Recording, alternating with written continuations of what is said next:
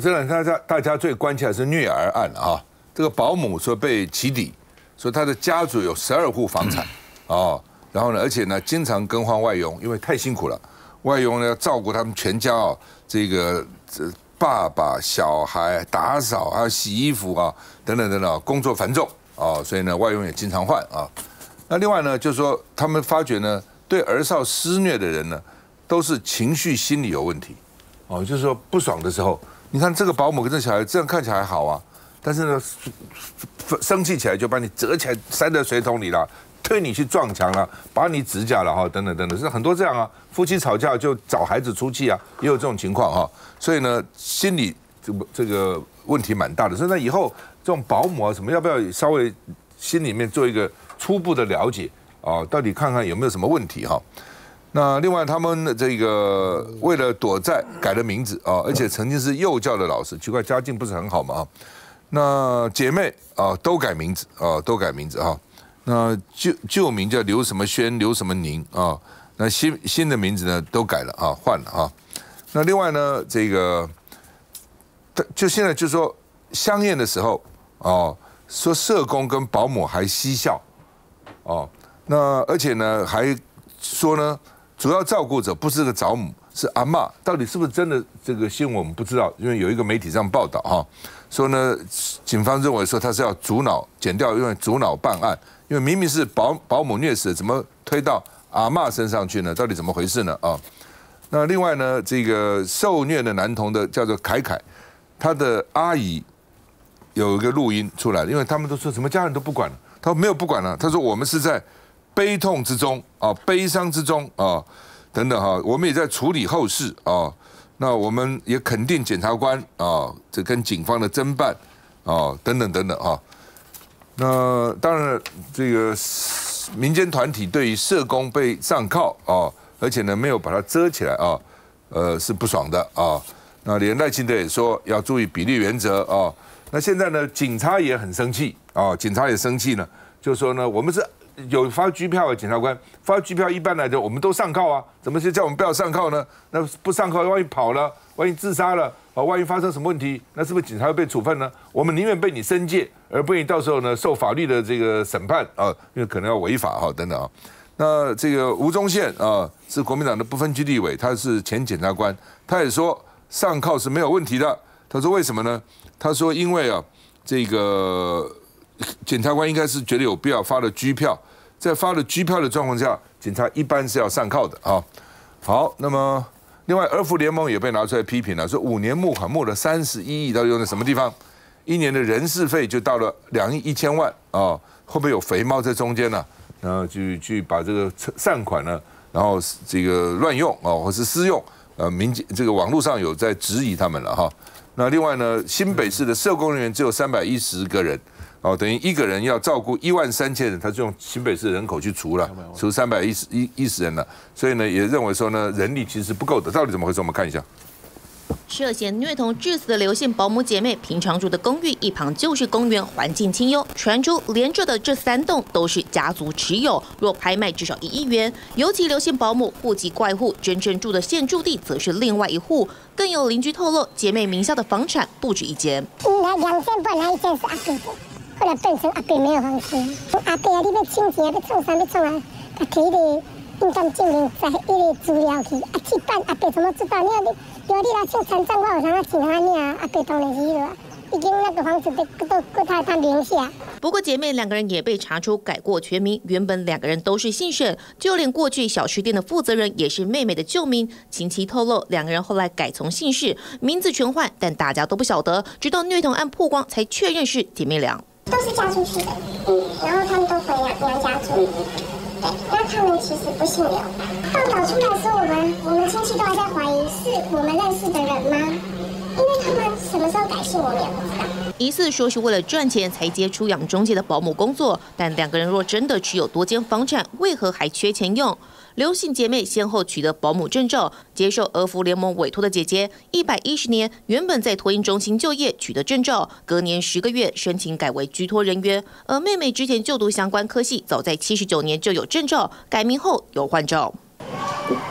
依照规定，保姆证照每6年要更换一次，而在下一次换照前3个月要提供个人的刑事记录证明、自我评量环境安全检核表以及居家托育服务登记切结书等，不需审核保姆个人的心理健康。这样的制度是否有缺陷？因为过去儿少施虐者多为情绪管理有问题，若能多一层机制，或许可以及早察觉，减少儿虐情况。我觉得这事情现在真的有点太可怕了，而且呢，我觉得它其实不只是一个个案，我觉得它只是一个冰山一角而已。它露出一角，那事实上反映出来的是，在一个没有爸妈可以近身照顾的，几乎是一个孤儿状态底下这个小朋友，他碰上了一个邪恶的、变态的保姆，那碰上一个目前有失职嫌疑的社工，整个的台湾的这个社会网络社会安全是拖不起这样子的一个家庭或这样的一个小朋友的哦。所以问题到底在哪里？我觉得几乎每一个环节都出问题，而且呢，一个是保姆跟这个社工本身的问题，但是另外一个话，中央政府跟地方政府，我觉得最近这个态度也是匪夷所思。尤其中央政府第一个时间马上就说，哦，这是地方政府啊，你们地方政府在交接的时候，怎么可以不跟着呢？是不是交接的太快了呢？收手收的太早了呢？那地方政府当然也有要检讨的地方哦，但是我觉得这个卸责的文化，比方说儿盟哦，这个资产这么的多，每一年捐款这么的多，大家如此的信任他。林志嘉当年在选台北县立委的时候，我相信这个少年知道小太阳啊，他形象之阳光的，非常清新。那个时候的儿福联盟是他提出来哦，所以等于是在台湾一直是一个非常很早就已经算是个开山始祖，所以大家对于儿福联盟相当的信任哦。所以他拥有那么多的资源，但是他对于管理那么一些呢出养的家庭，这些相关的保姆以及社工，他们有没有尽到责任？我觉得这都是问题哦。所以我回过头来看，我觉得几乎每一个环节，比方保姆，保姆要证照的，这个保姆证照是怎么样？一发了以后就不用去管考的吗？那谁去管考他？为什么会这样的一个保姆？目前看起来，说是曾经在托儿所工作过，像是一个老师的样子。但是对于你几乎是很难想象，拔指甲、撞头，然后烧生殖器，到底发生什么事情？就是那个小孩子对他来讲，到底是欠了他几辈子的这个债？他甚至还讲到说啊，因为什么父母亲通常都会来巴结我，因为他的父母亲都不在，所以我看到他就有气，就想揍他。有这种保姆吗？好，那如果有这种保姆的话，我们的整个的制度有没有任何管考追踪的可能性，可以让把这些保姆不是保姆可以剔除掉？还是说他今天一旦有照就永久有照，是这个意思吗？好，所以保姆的证照是这样的一回事。在这个社工，我觉得当然第一时间他这个代靠。这个在还没有定罪之前，人人都是无罪哦，所以你说，是不是应该露给大家看？或许不应该。但是我觉得这个部分，你说基层员警很气，有没有道理？这个基层的长官也不问到底上不上靠这个问题，我认为是不应该让他拍照。但是你该不该上铐？担心他可能会不会自残，担心他会不会过度情绪激动，他可能不见会逃跑。但是或许上铐有他的一个比例性，但是也不是不行哦。但是他说为了不小心被人家拍到了，就把那个小队长给记惩戒了。你说基层会受，就是能够接受吗？好，这个基层警员也没法接受，基层社工更生气。哇，昨天这个社工圈大哗然哦，觉得说所有的社会安全的问题，通通推给一个第一线的社工，有道理吗？当然没道理。但问题当然没道理，后面整个的制度为什么那么多的事情，儿少也要他管，家暴也要他管，什么未来的长照可能他们也要有，身障也需要这些社工。我们那么多的问题，然后社工那么的少，怎么办？一个人身上有几十个 case， 几百个 case， 忙不过来，薪水又低，工时又长，又没有保障，社经地位又低。对他们来讲，当然满腹心酸。但是你说这个社工本身这个个案有没有问题？未必没有哦。所以我觉得很多事情要理性去看待。他真的有去3次，9月、10月、11月，他都有去吗？都有真的去吗？他如果真的有去的话，为什么10月突然之间就死亡？那每次出了一些问题，他是站在保姆的角度去解释给这个家属听的哦。淤青是不小心撞到啦，那么瘦可能是他这个食欲不好啦，想妈妈啦这个其实我觉得没有办法接受，所以这个社工到底是怎么回事？所以社工本身有没有一些也一样追踪管考？有没有真的可以去？今天儿福联盟把小孩子托给了这个保姆，找了这个社工去看，你有没有去确定社工看了没？社工看得对吗？他有没有一些相关的状况？他有没有做好记录？他的记录是不是伪造的？他是不是捏造的？那保姆是不是称职？所以我觉得这些问题。你发现每一个地方都出了问题，然后呢，我们的政府就两手一摊中央说地方地方就这样，这个是我们政府面对问题的时候该要有的态度吗？真的太糟糕了。休息一下再回来。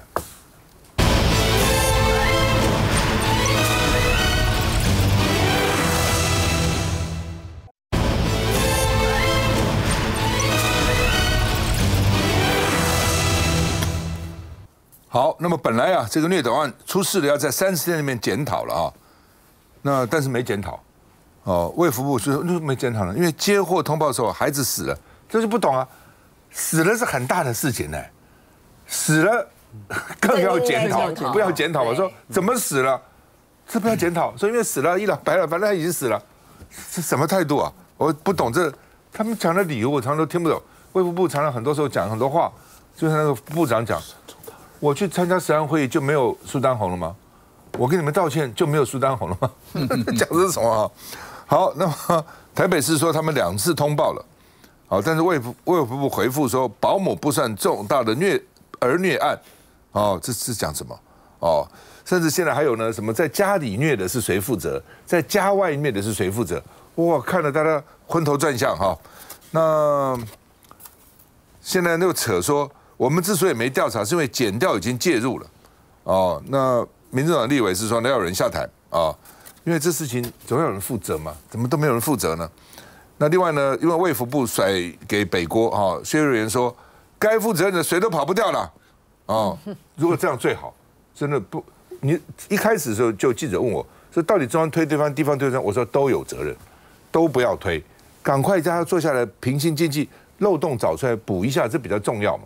你中央是定政策啦，然后呢，这个有这个高额金钱400多亿编列预算然后呢授权比如给儿福联盟他可以去把孩子出养，那是中央。那地方检查了什么也有责任，不可能说都是一面的责任。通常我们知道说，中央就是政策，地方就是执行，就是这样。你说谁错谁对？你说都对，我才不相信。你说都错两边可能都有责任那另外呢，这个民众党团也是说认为说这个虐儿的防治计划可能形同具文，没用那陈建仁说，中央地方要共同精进，不足的地方要来设法来改善那今天因为蒋万他们平常现在直辖市长都不去参加院会，都派副首长去那蒋万为了这个事，今天去行政院会，那传出来说陈建仁有为虐童案道歉，蒋万说我去了，我没有听到他道歉了他有道歉吗？我怎么没听到呢？那另外呢，王玉敏委员修法，虐童最高可以处死刑，因为现在虐童按照现在法律，18岁以下被虐致死，处无期徒刑或是10年以上有期徒刑，但是普通杀人罪是可以处死刑、无期徒刑或10年以上有期徒刑。那虐童还没有普通杀人罪重吗？普通杀人罪可以处死刑，当然现在检察官也很少求死，法官也不见得判，但那是另外一回事情。法条上你还定清楚到底怎么回事？所以王玉敏说要修法那另外，民进党委员也是抨击王玉敏，说你是儿福联盟的董事，你能够超然吗？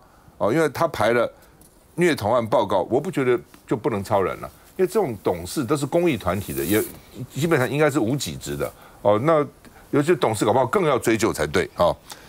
那所以被认为说是社福机制变成非常冷血，生命逝去了也叫不回来了那侯宇也讲怎么办呢？应该增加访视的次数等等等等，要多看几次多看，而且呢要看的确实很重要。我们现在很多制度是实施，你需要就登记一下。我其实到大医院看过。我坐那个电梯看一个人进来了，电梯上都要定期要清扫，他来根本没清扫就签个名就走了。有些厕所也是，再就每个厕所要仔细的打扫才能签名，他进来就签个名就走了。所以你光访视，如果你没有真正认真去看，跟建管处一样，每一层楼、每一层建的房子，你都要上去看，到底施工确不确实？那你真的有去吗？盖在20层的时候没有电梯，你真的跑到20层楼去看吗？依法你是都要去看的盖30楼，你每一层都要爬上去看每一层看它钢筋混凝土对不对这个对不对等等，真的有吗？还是下面看哇有了勾一下就好了这个到底是怎样呢？所以呢，除了增加访视次数，还要确实去查验所以联合报社论说，食安、社安都是纸糊的，这都卫福部管，所以既不卫也不服是把卫福部骂一顿。我们看一下。好，我去参加院会。好，才需要更积极。被中央抨击，应该主动。台北市长蒋万安再出招，一早临时变更行程，指导行政院院会为虐童案亲自请命。院长陈建仁也向大众致歉。只要是在出养前的安置收托的保姆，对于他的各项资格的要求，都要比照寄养家庭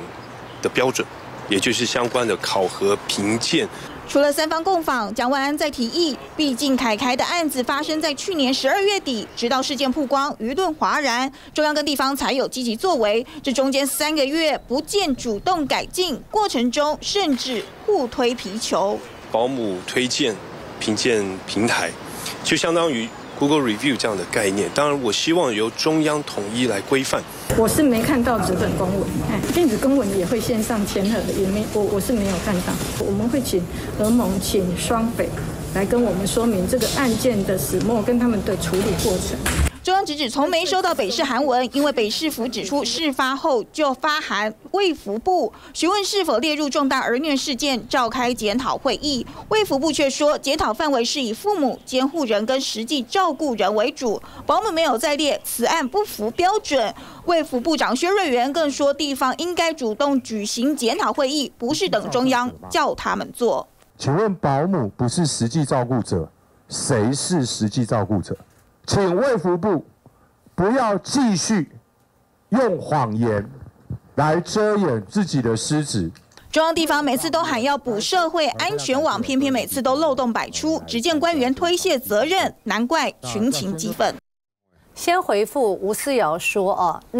王玉敏是儿盟的董事，所以他不应该排案，错，大错特错。因为王玉敏是这个卫环委员会的召委。他不能因为他自己是儿盟的董事，然后故意不排案。你想想看，这已经引起多大的不排更被骂死。对，本来就是啊，你这不是就是这个就是好像要回避这个事情，反而是这个礼拜，因为这礼拜的召委啊是民进党的立委，那很奇怪，在这个这次卫环里面，这个礼拜完全都没有排案，所以你得看到立法院除了开记者会之外，没有办法在这个专案报告或者在质询里面针对这个事情啊，立委去执行他的一个权责。那另外就说，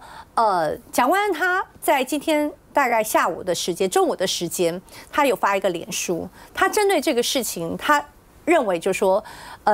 他确实也对这个来不及长大的孩子以及爱这个孩子的家人，所有的人，他致歉啊。那我们讲这件事情，确实在很多的环节都有问题啊，我们也不觉得说应该要卸责。比如说在地方，他可能也要有他检讨跟改进的地方，但是我觉得在这一次的事件里面，卫福部责任最大，而且态度最恶劣。为什么？我告诉大家，因为刚才讲，因为这个孩子呢是去年12月24号死亡，那么台北市在12月25号知道之后呢，分别在25号跟27号，然后通报卫福部，说有这样的一个重大虐儿死亡，那是不是呢？就依照他的相关的有一个准则啊，然后就是要召开重大儿虐的一个检讨会议，那。这个事情呢，他在12月25号到27号2次都有跟卫福部反映，但是卫福部就拿出这个理由啦，他就说，这个好像不符合什么，因为他们就什么家内人，什么保姆不算家内人，什么等等之类的，或者说，这个已经进入了司法那个调查，那所以呢，反正后来就没有下文。那接着台北市的部分，他在27号，那么因为保姆是在台北市，所以呢，他立刻呢就